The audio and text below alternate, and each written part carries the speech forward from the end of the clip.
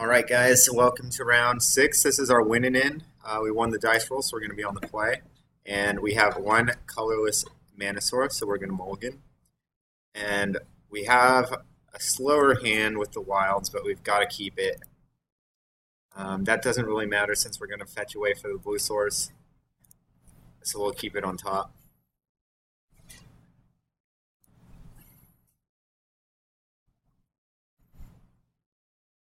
But this one, we're going to need to draw a land at some point.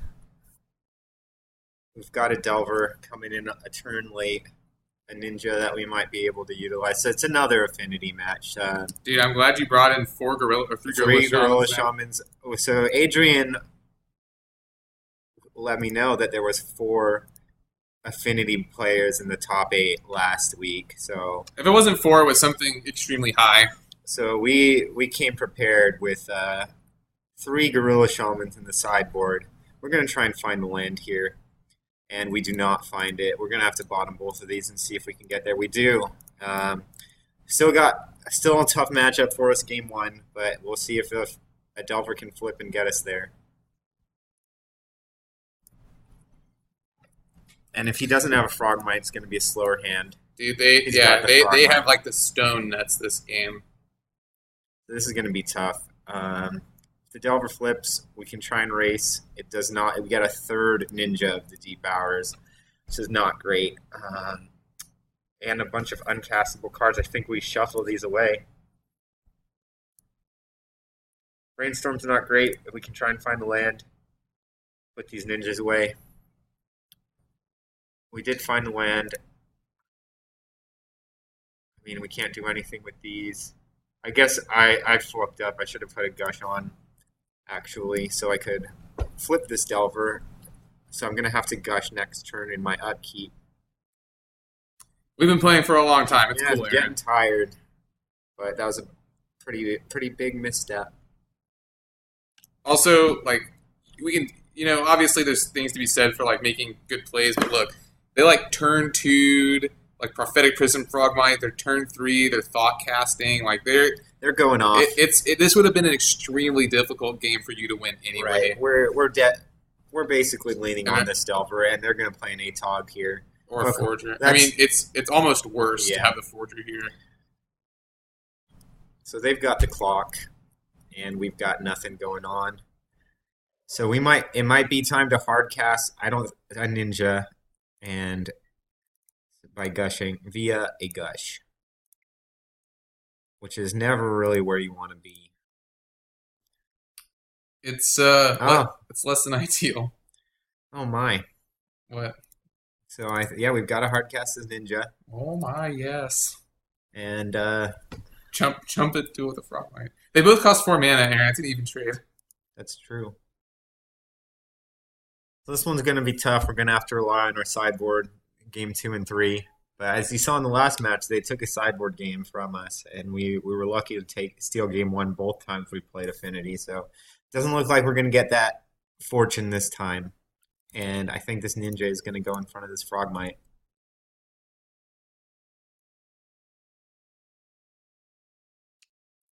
Never a great place to be. No, it's not, but it's, they've got the blockers for it. Are they going to go? Yeah, he's going to Battle Rage. Snippety snap, oh, dude. No. Just like the absolute nightmare scenario here. He's pretty much got the Stone Cold Nuts, so. Stone Cold Nuts. Dude, this is a thought cap. Gear Seeker Serpent, dude. Please. Oh my gosh, make it stop. Please make it stop. Chromio, please. Okay, I don't think you can. I think it's pretty safe to scoop it up at this point. But time's not going to be really an issue. I'll let him have his victory swing here.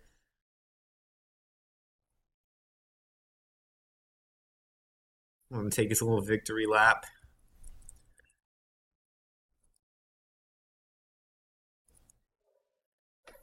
And we'll go to the next game. It's tough. Game 1's super tough, and you see it right there. It's just not much that I can do. So we're going to do the exact same sideboard plan again. Bring out the 4 Miscreants. Bring out a couple of Ninjas. 1 Counterspell. And see if this gets us there.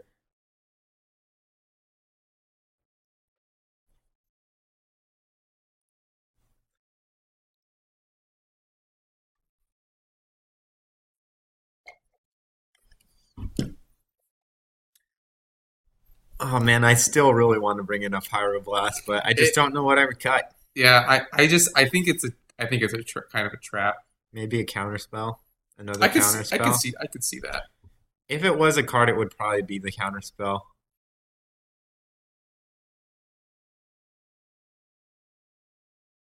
It's just counterspell's a little too slow. Double blue's hard to get in this matchup. You just don't. They don't give you a lot of time when they're firing off on all cylinders.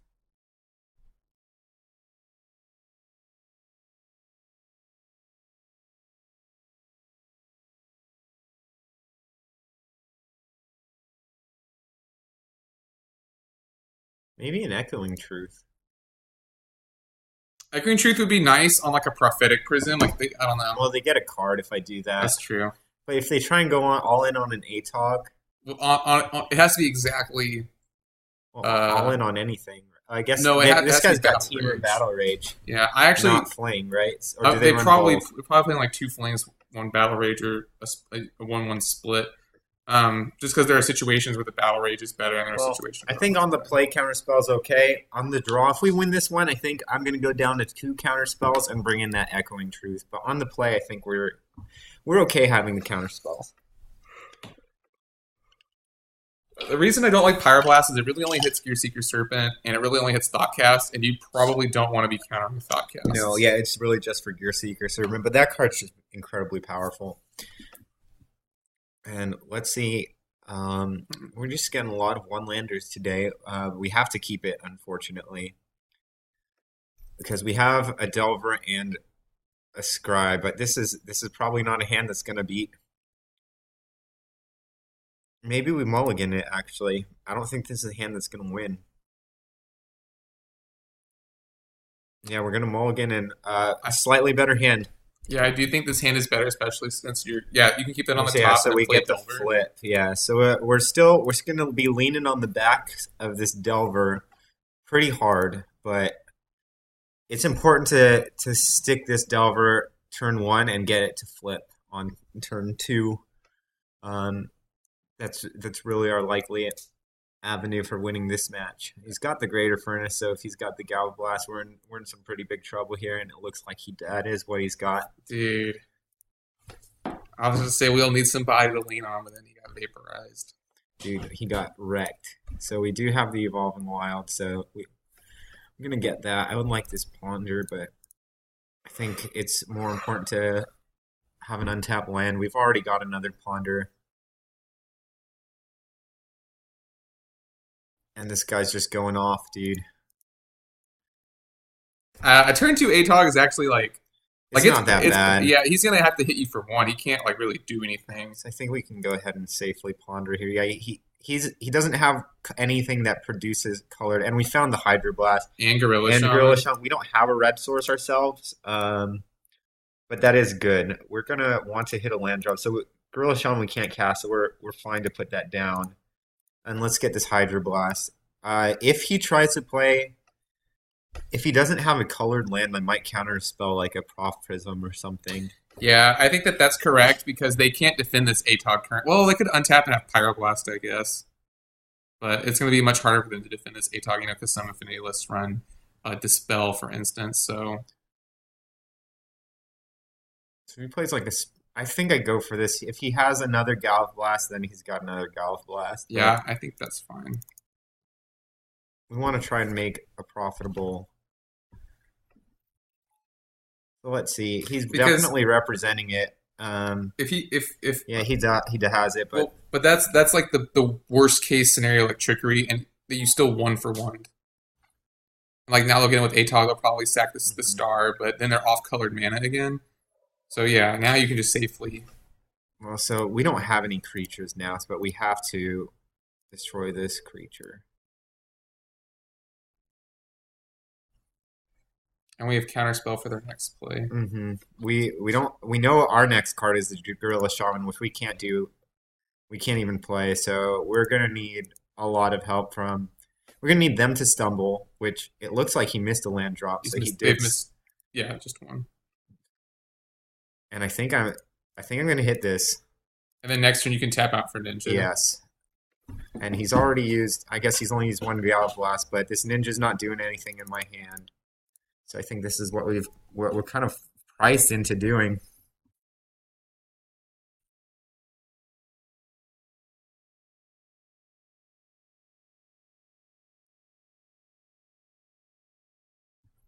A red source would be fine.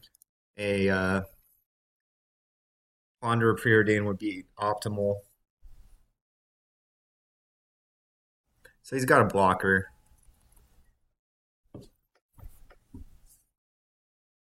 got a blocker for the turn.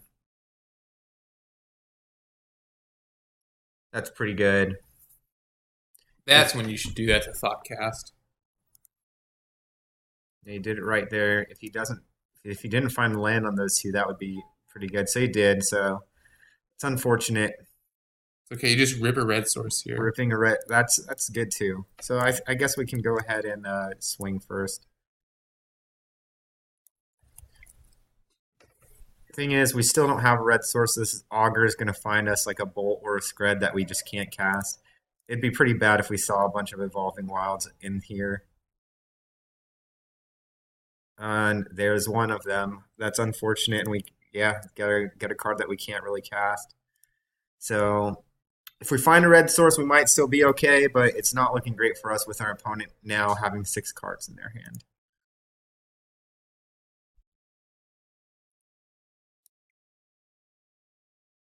Another Thoughtcast? No, this isn't a Thoughtcast. It's a Mirror Enforcer.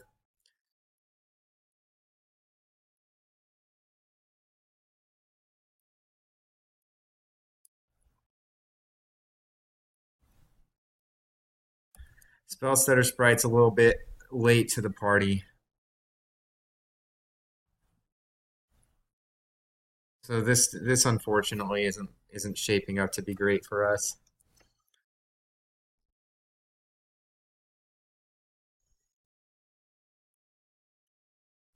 He's got a Springleaf. I think I'm just gonna try and counter this. Keep him off of any potential green sources should he have it. Yeah, so he's got everything this game. He's just got removal for days, and he's probably gonna resolve a 4/4 here, the green 4/4. So we really need a red source for this sandstorm now. This is pretty much our only out.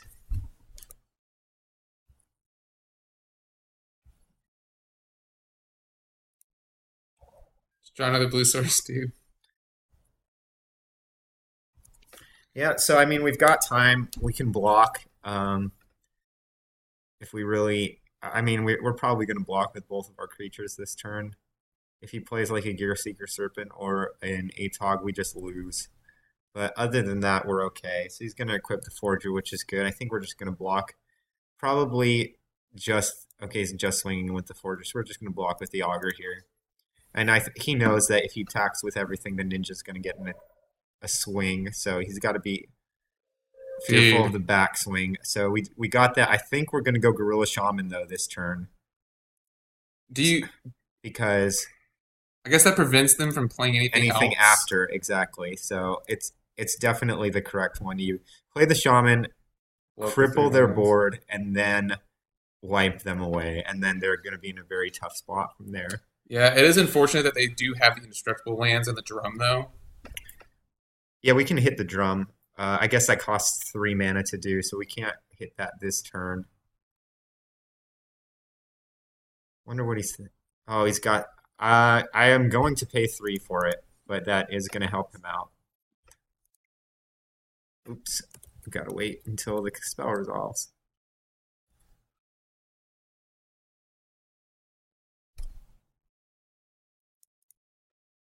So we're going to pay for it. And get a blue source or a red source, you think?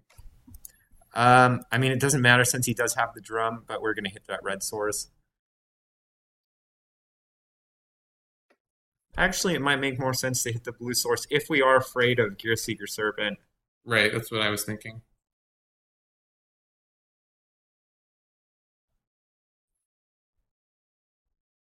And does he have another Metallic Rebuke?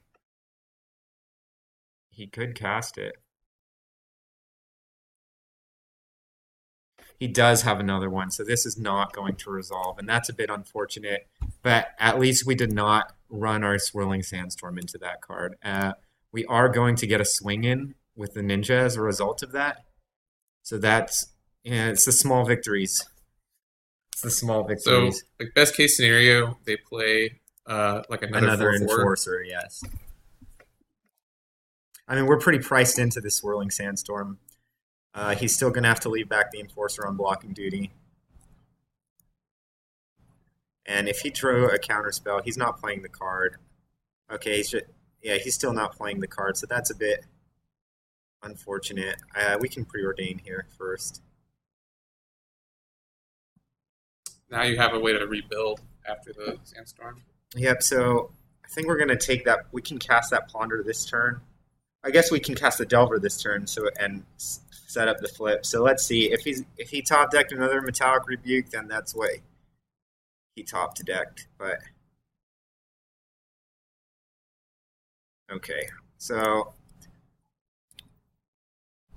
very smart to lead with that Gorilla Shaman. Such skill.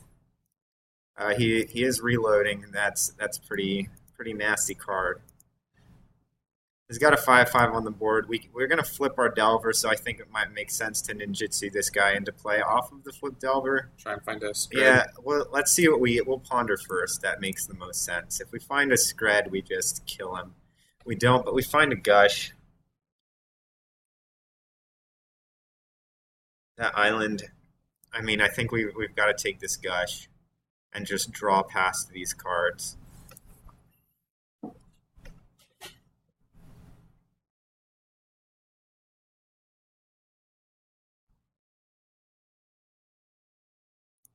And I think that's what we're going to do. We're going to put this on top. Not going to shuffle. So we're going to try and get this ninja in. We're not going to be able to race a 5/5, so we just need to draw cards here.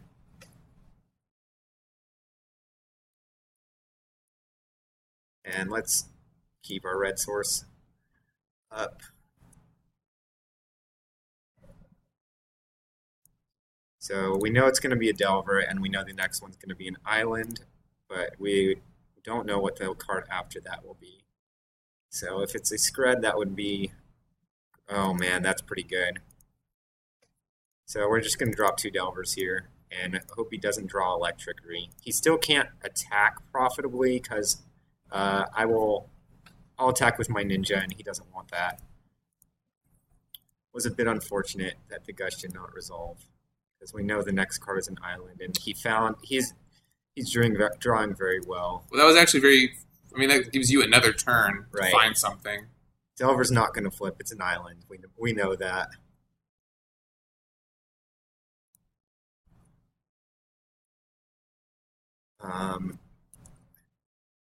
So we're not going to be able to make any profitable swings here. We've got a turn, but this is starting to look not great for us.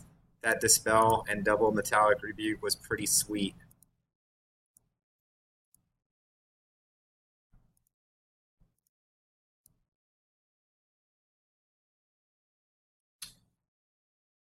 That's kind of interesting because I actually don't really like Metallic Rebuke that much. I don't either. I mean, but it works here, right? He 2-for-1'd me. I mean, I 2-for-1'd him, but he was still a pretty good play for him. Let's see if we can get a little bit lucky here. It's basically a ponder, it's a ponder on a stick we got. So let's see what we can find.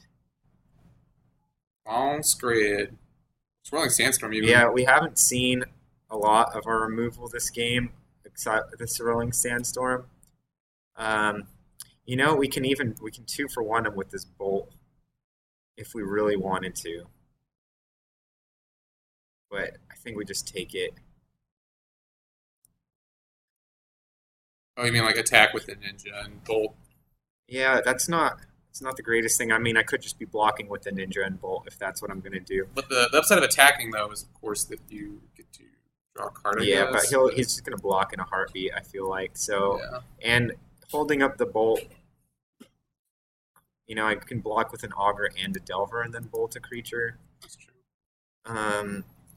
So I think we just pass here. And if these Delvers flip, then they'd be really great blockers as well. But they're not. Being stubborn little They're being Delvers stubborn today. little Delvies, yeah. The Stubborn secrets little are deep. The secrets lie deep. And it's also been like, I drew the Augur, and the next two cards were instants, and just wasn't able to. I put one of them into my hand and not flip it. So that's very bad for us. We need to flip a gush Well, here. if they have fling, then I think you're just dead. Nope, He doesn't. It's a drum. I think you just bottomed a Hydro. I did bottom the Hydro. Wow.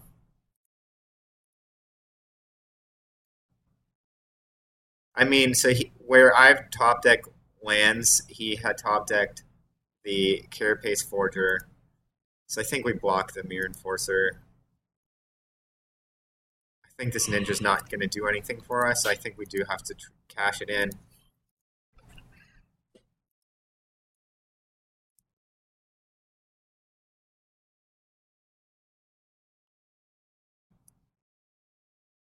Or I can cash in this Carapace Forger.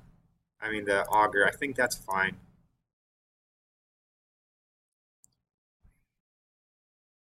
The only thing, I guess we've already committed. The one thing is this puts you dead to a top deck Galblast.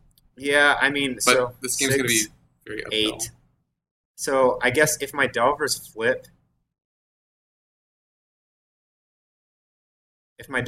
I can sing for 6, 8, and then bolt. So maybe I just hold the bolt and just hope that they flip. That might be the play here, and I think it is. Well, he's got me at 4, so even with this chump blocker, that line of play isn't going to work. So I think we've got to bolt it.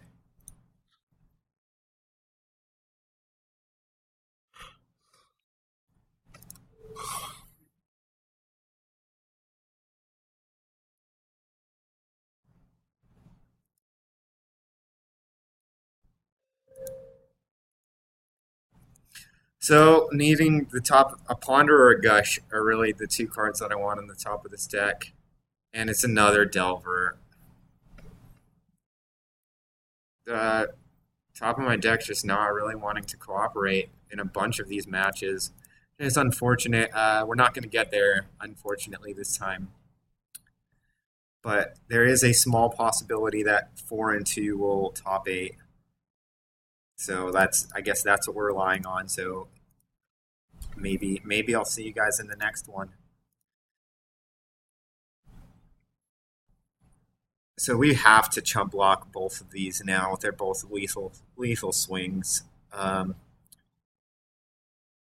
which is not where we're wanting to be. But if we flip a Gush still, we're still okay.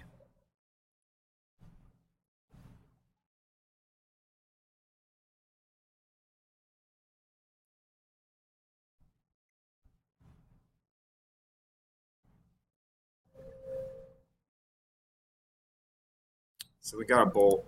Man, that would have been a great draw last turn. Many turns ago. But it's not going to get us there, unfortunately. So I don't see any lines.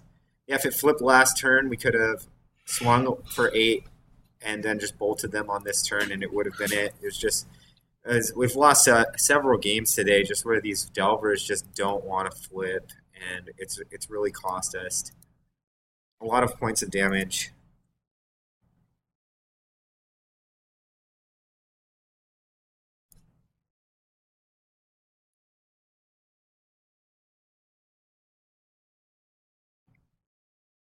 And he's got the Power Blast.